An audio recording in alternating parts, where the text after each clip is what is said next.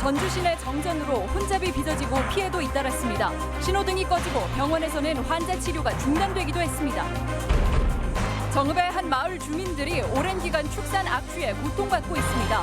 무허가 축사가 합법화될 가능성도 높아 주민 피해는 계속될 처지입니다. 군산 하수관거 사업의 민관 조사가 한 달 전 마무리됐습니다. 하지만 민관 조사단 내부의 이견으로 보고서 채택이 계속 미뤄지고 있습니다. 안녕하십니까. 전주 MBC 뉴스데스크입니다. 오늘 아침 출근길 전주 시내에서 정전 사태가 발생했습니다. 신호등은 꺼지고 병원 치료가 중단됐는가 하면 상인들은 발을 동동 굴러야 했습니다.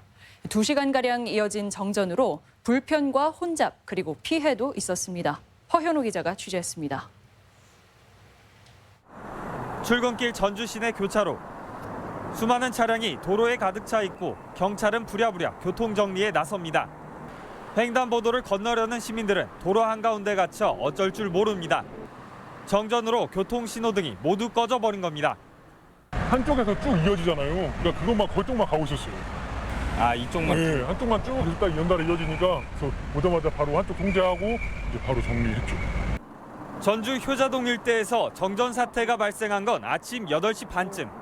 당장 용머리로 약 600m 구간 신호등이 모두 먹통이 됐는데 정전은 2시간가량 지속됐습니다. 인근 요양병원에 전기 공급이 40분가량 끊겨 신장투석을 받던 환자 22명의 치료가 중단되기도 했습니다. 그나마 중환자실과 승강기 등 주요 시설에는 비상발전기가 가동됐습니다. 언제 되냐고 막 다 우유 다 나오시죠. 거동 가능하신 분들 나오셔가지고 어떻게 되는 것이냐고 이렇게 물어보죠. 그래서 좀 대책을 강구해보자. 한 집만 믿을 수는 없지 않느냐 뭐 이런 의미로 아침에 잠깐 논의를 했습니다. 전기가 끊긴 주변 상가의 상인들도 냉장고를 쓸 수 없게 되자 발만 동동 굴러야 했습니다. 냉장고에 있는 모든 음식들도 지금 많이 걱정이 되고요. 너무 덥잖아요. 손님들도 있을 수도 없으니까 그냥 들어서자마자 나가시기도 하고. 또 비상발전기가 가동된 KT 건물에서는 연기가 피어올라 소방차가 긴급 출동하기도 했습니다. 한국전력은 이번 정전은 전신주 고압선에 나뭇가지가 다 발생했다며 주택과 상가 425세대가 정전됐다고 밝혔습니다. 원인 자체가 바로 안 나와가지고 이렇게 좀 시간이 좀 지연됐거든요. 그 전기를 다 넣어놓고 마지막에 이제 원인을 찾아서 정밀 순시를 딱 해가지고 마무리를 진 거죠. 하지만 취재진이 직접 정전된 것으로 확인한 아파트 단지만 전주시 효자동 일대 700세대가 넘었습니다. 여기에 정전 발생부터 복구까지 2시간이나 걸려 한전의 위기관리 능력에 의문이 제기되고 있습니다. MBC 뉴스 허연호입니다. 정읍의 한 마을 주민들이 인근 무허가 축사로 인해 오랜 기간 극심한 고통을 받고 있습니다. 더욱이 이 무허가 축사는 양성화 법안에 따라 합법 시설이 될 가능성이 크다는데요. 주민들의 고통과 피해는 어디에 하소연해야 할까요? 박연선 기자가 취재했습니다. 정읍시 감곡면 회안마을입니다. 마을과 불과 50m 떨어진 곳에 40년 된 무허가 축사가 있는데 마을 주민들은 수십 년째 지독한 악취에 고통을 호소하고 있습니다. 창문을 열고 살 수가 없어요, 사람이. 밤잠도 설치지. 진짜 피곤하기도 여러 가지로 고통스럽게 살아. 축사에서 발생한 먼지 역시 걸러지지 않은 채 그대로 마을로 날아듭니다. 무단으로 방류한 오물들은 인근 농수로를 오염시키고 있습니다. 이 축사는 80년대에 소 대여섯 마리로 시작해 93년에는 800제곱미터 면적의 축사 허가를 받았습니다. 이후 사육두수가 계속 늘자 농장주는 허가도 없이 기존의 4배 규모까지 축사를 늘렸습니다. 주먹구구식으로 축사를 짓다 보니 악취 저감 시설은 물론 환기 시설도 없습니다. 불법 축사로 인한 고통은 결국 주민들 몫이었습니다. 3분 정도가 전립선 암을 공통적으로 앓고 있고 신장에 문제가 생겨서 혈액투석을 받는다든가 하는 여기 인구도 몇 안 되는데 거의 대부분이 다 그런 질병을 앓고 있어요. 문제는 이 시설이 양성화란 이름으로 합법 시설이 될 수 있다는 겁니다. 무허가 축사라도 2013년 이전에 지어졌다면 거주지와의 거리나 시설 개선 여부와 상관없이 시설 허가를 받을 수 있습니다. 양성화 대상이기 때문에 또 저희가 행정적으로는 또 이게 안 해줄 수는 또 없어요. 일괄적으로 적용을 해야 되는데. 불법으로 증축한 축사로 인해 주민들은 끊임없이 고통을 받고 있는 상황이어서 무허가 축사에 대한 양성화가 바람직한 것인지 충분한 고민이 필요해 보입니다. MBC 뉴스 박연선입니다. 전임 군산시장 시절 군산시의 하수관거 개선 사업은 혈세 낭비와 부실 시공 논란이 끊이질 않았습니다. 지난해 취임한 강임준 시장은 민관 공동조사를 추진했고 조사는 이미 마무리된 것으로 알려졌는데요. 그런데 조사 결과 발표가 계속 미뤄지고 있어 여러 의문을 낳고 있습니다. 임홍진 기자입니다. 지난 2008년에서 2011년 사이에 추진된 군산 하수관거 사업은 718억 원이 투입돼 114.4km의 하수관을 정비했습니다. 하지만 설계 미반영과 부실 시공이라는 민원이 끊이지 않았고 검찰과 경찰의 수사, 전수조사가 실시되는 등 잡음이 잇따랐습니다. 결국 지난해 11월에 민관위원 9명이 참여한 공동조사단이 발족해 지난 7개월간 활동을 벌였고 조사 보고서를 작성했습니다.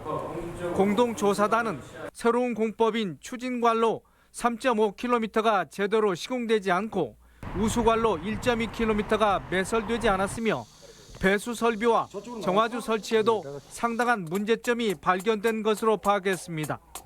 사정이 이런데도 하수관거 사업 시행사와 운영사의 문제 제기 그리고 공동조사단에 참여한 군산시 관계자와의 의견 충돌로 보고서를 아직까지 제출하지 못하고 있습니다.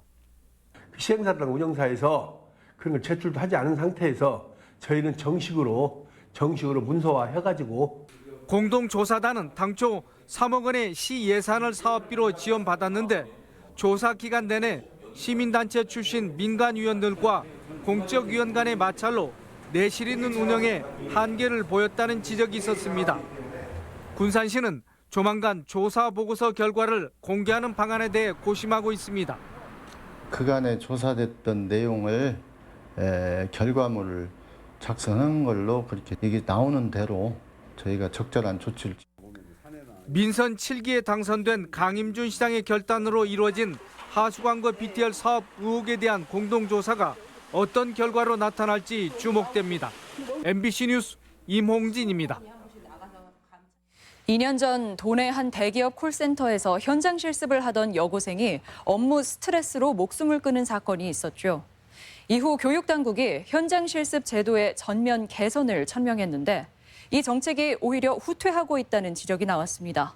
김아연 기자입니다. 실적이 나쁜 직원들의 자리마다 빨간 딱지를 붙여놓은 이동통신사 콜센터. 지난 2017년 이 콜센터에서 현장 실습을 하던 여고생 홍수연 양이 업무 스트레스를 호소하며 목숨을 끊었습니다. 홍 양의 죽음이 사회 구조의 문제라는 공감이 일어났고 교육당국은 현장 실습을 학습 중심으로 바꾸겠다는 개선책을 내놨습니다. 그로부터 2년. 실습생들이 질 나쁜 일자리로 내몰리는 경우는 많이 줄어들었다는 게 현장의 평가입니다.